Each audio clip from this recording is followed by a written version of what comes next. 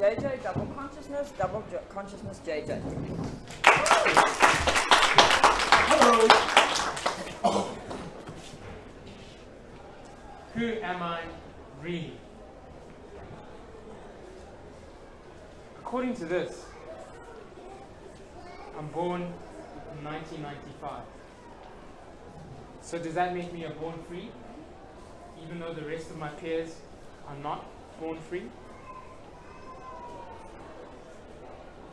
My sex is male. Does that make me in the same category as the rest of the male that are part of the Me Too movement?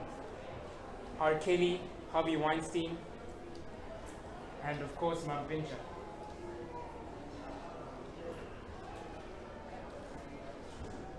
But closely speaking, the elephant in the room is my epidermal identity, my skin color. Let me introduce you to the state of double consciousness by William Ellis Dubois. He stated that it's a sense of looking at oneself through the eyes of others. Going back to the racial question. Mrs. Lamb, my grade 4 teacher, was doing a tally and counting up the amount of students that fall into which racial category. Something just wasn't adding up. So she said, "Class, I'm going to ask you once again. I'm going to ask you for your race and put up your hand until I've done counting. White students, please put up your hand." All the white students put up their hand. She looked around. She did her tally. Black students, put up your hand. All the black students put up their hands. And she did her tally. But at the end of this census, the output and the input weren't balancing. The amount of students that counted and put up their hands still showed that there was one missing. Class, who didn't put up their hands? And it was JJ, the far left-hand corner, slowly putting up his hand and said, "Man, I didn't put up my hand."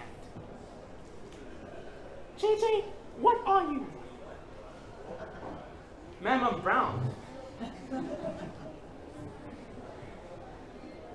And at this point, it's when all the students that identified as black quickly giggled and couldn't stop their laughter because they were thinking to themselves, "What?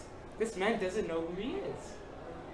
And it was at a quick point where the A students that sat at the front, who identified as white, turned around and said, "JJ, you're black and that's it."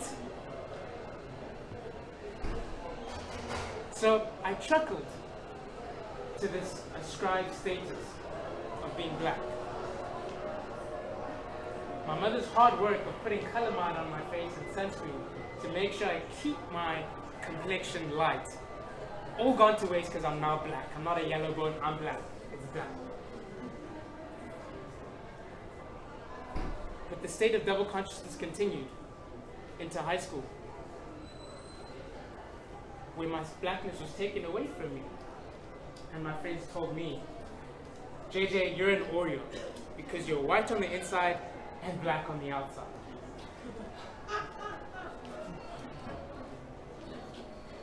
Just like that, the 2018 translation is, my accent is like the Woolworths water. I keep it going, I keep it flowing like the water.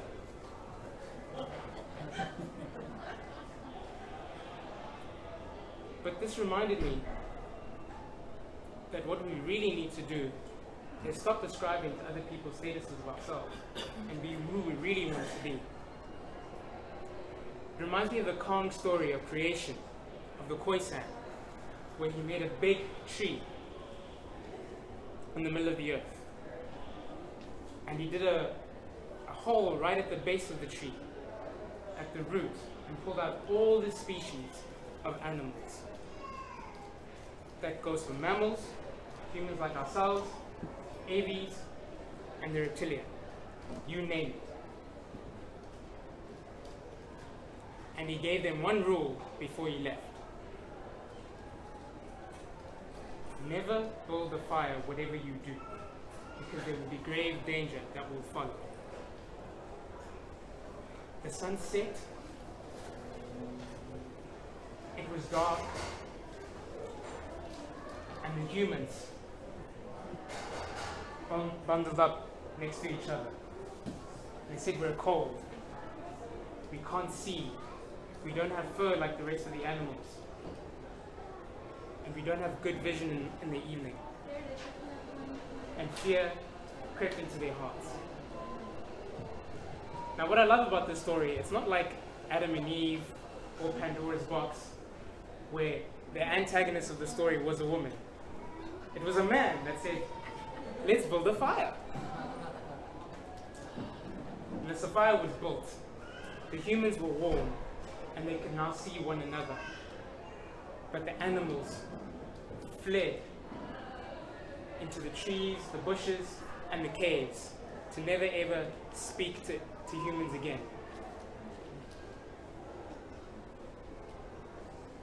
Now, in terms of identifying, I want to be something deeper than gender, deeper than epidermal identity or race, even deeper than species. Something that we can all understand and have a common ground with. Something that the trees, the seas, the oceans, and the breeze will understand. I want to be love, happiness, and above all, peace. Madam Countess.